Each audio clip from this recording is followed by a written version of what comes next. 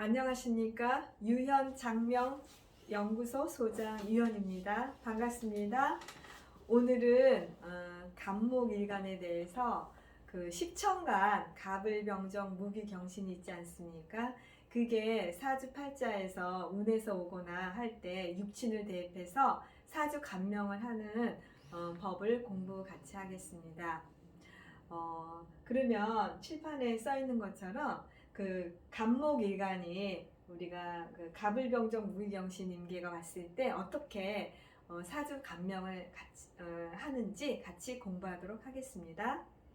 일단 갑목이 주변에 사주팔자에서 갑목과 을목이 있을 때는 같은 오행이 있으면 비견이라고 그러고요. 또 오행이 다르면 겁재라고 하는데 비견겁이 갑목일간에서 있으면은 형제 자매 친구들이 있다 그렇게 해석됩니다. 그러니까 어깨를 나란히 하고 자기의 협조자도 되고 겁재가 올 경우에는 또 재산에 또 그 분탈하는 기운이 있기 때문에 비겁이 있으면 비견과 겁재가 있으면은 사주에서 그 또 손재수가 있습니다.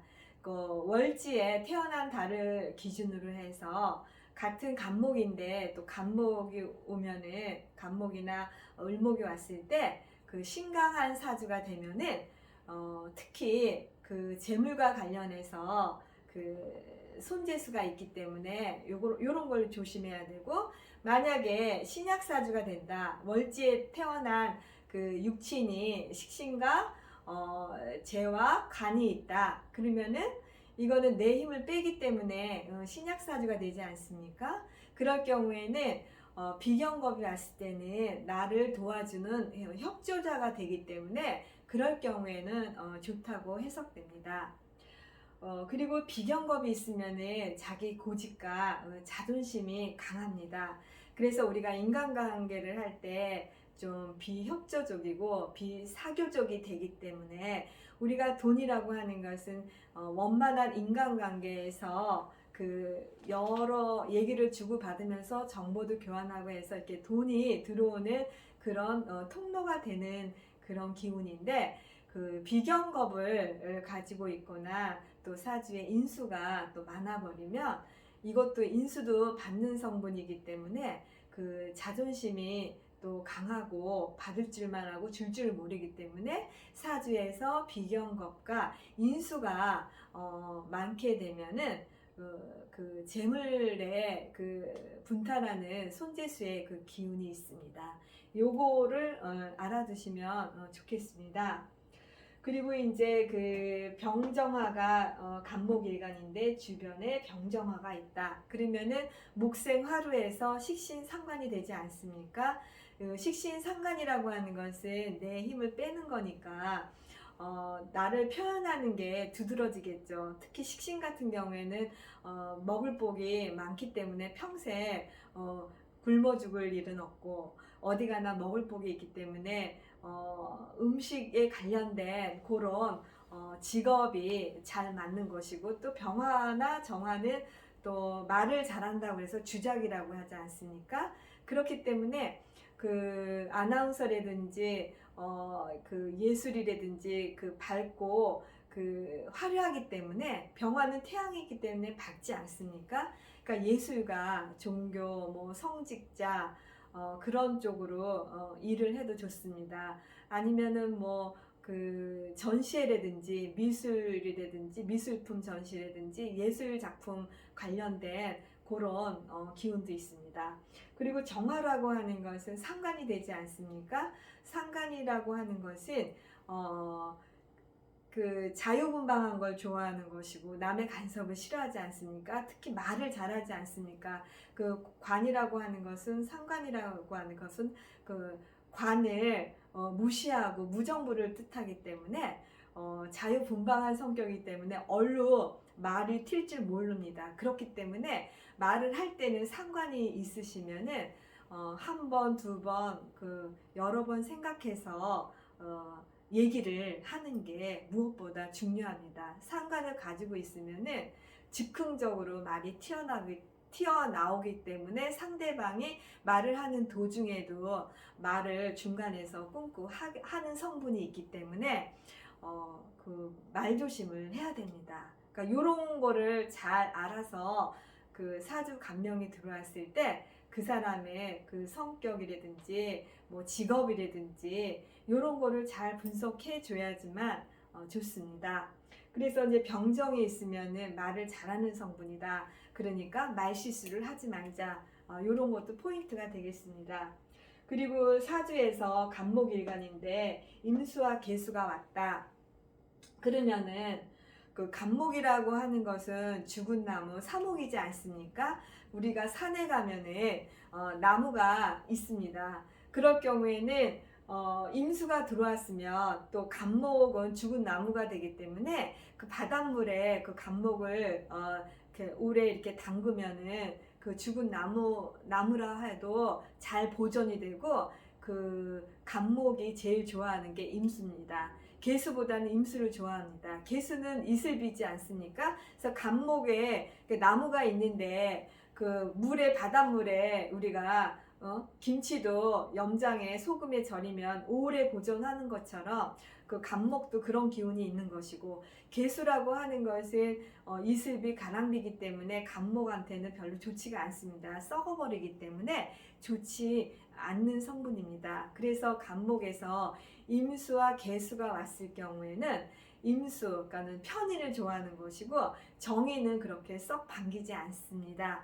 그렇기 때문에 인수는 또 공부를 얘기하는 것이고 또 문서를 얘기하기 때문에 사주에서 임수와 계수, 인수가 들어왔을 때 간목일간에서 이런 거를 잘 풀어줘야지만 사주 감명을 할 때 이런 거를 잘 인지하면 좋겠습니다. 그리고 이제 간목일간에서 무토와 기토가 왔을 때는 목국토르에서 재가 되지 않습니까? 편재와 정재가 되는데, 우리가 편재라고 하는 것은 뜻하지 않은 횡재수의 돈을 얘기하는 것이고, 정재라고 하는 것은 우리가 꼬박꼬박 직장을 다니면서 월급을 꼬박꼬박 모아서 적금을 붓는 돈이라고 하지 않습니까? 그렇기 때문에 운에서 이렇게 무토와 기토가 왔을 때, 기토가 만약에 왔다 그러면은 또 천간에 갑기합으로 해서 갑기합토 중정지합이 되지 않습니까? 이럴 경우에는 기토가 오면은 꼬박꼬박 성실하게 차곡차곡 모은 돈의 그런 기운이 있기 때문에 직장생활도 성실하고 착실하게 잘할 수 있는 기운이 있습니다.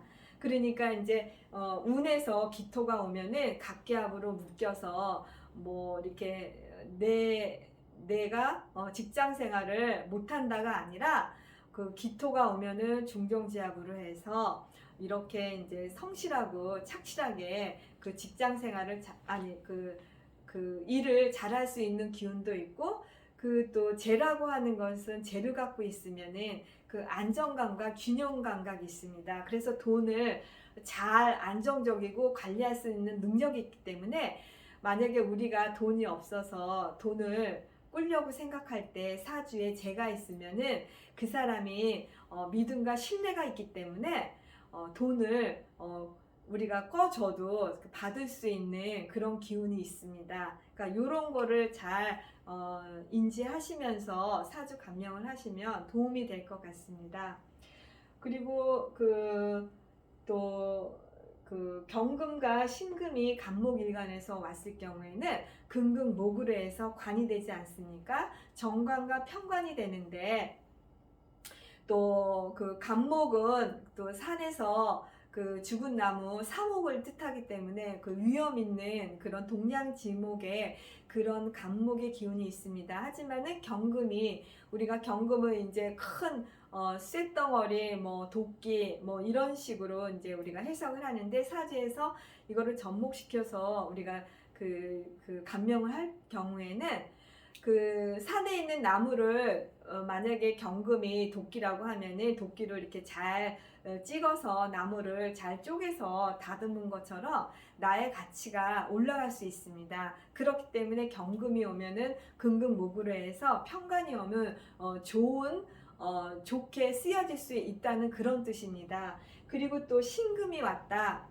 그러면 간목한테는 죽은 나무고 사목이고 동양지목과 같은 나무인데, 신금은 우리가 주삿바늘, 뭐 이렇게 뾰족한 바늘 이런 거를 뜻하는데, 그거를 간목을 건드렸다 하면은 별로 좋지 않습니다. 죽은 나무이기 때문에 이렇게 주삿바늘이나 아주 뾰족한 뭔가로 이렇게 찌르는 못이나 그런 거, 송곳이나 그 간목을 이렇게 찌르는 형국이기 때문에 사주에서 간목일간인데 신금이 옆에 있으면은 그렇게 경금보다는 별로 좋지 않다고 해석되어집니다.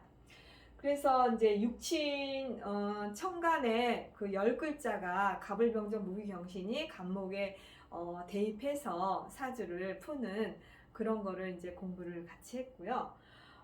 우리가 사주가 누구나 다 좋으면 좋겠지만은, 사주가 오행이 쏠리거나 어느 그 오행이 쏠리게 되면은 사주가 좋다가도 별로 또 운에서 똑같은 또 글자가 들어오면은 병존이라고 해가지고 또 안 좋지만은, 이 운을 좋게 하는 방법은 우리가 장명을 통해서 개운할 수가 있습니다. 물론 마음이나 명상이나 여러 가지 수행 방법이 있지만은 올해 신축년도 가고 내년에 이민년이 돼서 내 운을 더 이제 개운을 하고 싶고, 내가 사주에서 오행의 불균형으로 인해서 사주가 균형이 안 맞아서 치우친다거나 그러면 안 좋을 경우에는 그 장명을 통해서 그 운을 더 좋게 하고, 성격이나 건강이나 사업이나 여러 가지 그 운을 좋게 하는 방법이 있습니다. 그 이름에서 그 태어난 달에 그 축구 서늘하고 그 금수의 기운으로 태어났으면 목화의 기운으로 따뜻하고 온화한 기운으로 지어줘야지만, 이름을 지어줘야지만은 그 사람의 성격과 운이 잘 바뀌게 되는 것입니다. 그래서 예를 들어서 한난조습이 우리가 춥고 서늘하고 따뜻하고 이런 기운들이 적절하게 있으면은, 사주 8글자에 적절하게 있으면은 좋겠지만은, 한쪽으로 치우칠 경우에는 우리가 장명이나 개운이나 또 우리가 이름을 나이가 있으신 분들은 이름을 갑자기 바꿔서 뭐 법원에 가서 우리가 개명을 하겠지만은, 이런 거를 또 좀 복잡하게 생각하시는 분들이 있지 않습니까? 그럴 경우에는 예명을 또 통해서 또 이름의 오행을 딱 이렇게 균형 잡혀서 이름을 잘 지어줘서, 예명을 지어줘서 운을 또 좋게 하는 방법이 있습니다.